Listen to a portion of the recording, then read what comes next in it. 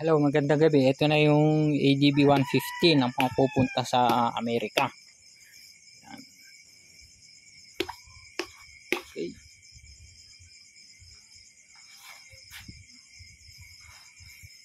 Ito yung panlikod, drum brake, ADB 150 drum brake. Ito naman yung papa-powder coat namin, ADB 160. Yan, complete set na. Stainless din ang rayos ilalagay dito. Ito naka-stainless na ito. Stainless ang rayos.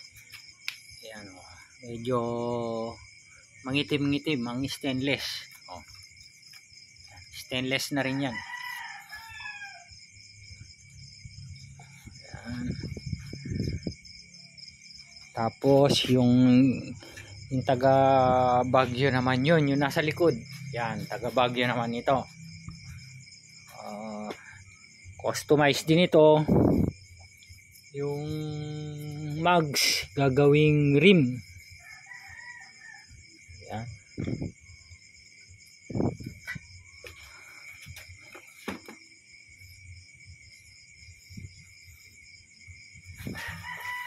Mugs gagawing rim. Yan.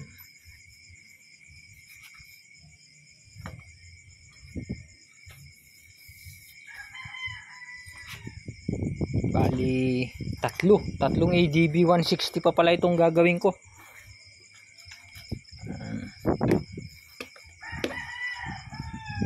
Papa powder coat ko ito, tapos kukunin ko naman yung pina powder coat ko na nauna, yung rim ng Smash, naka powder coat din yun ng bronze gold, at saka yung rim ng yung hub ng TMX silver, powder coat din.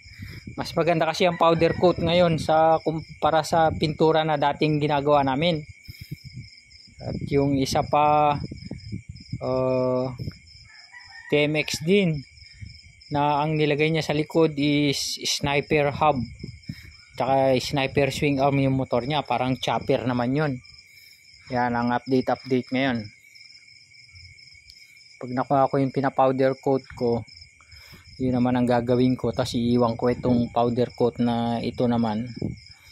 Pag kinuha ko ito, yun naman ang dadalhin ko, yung taga Baguio.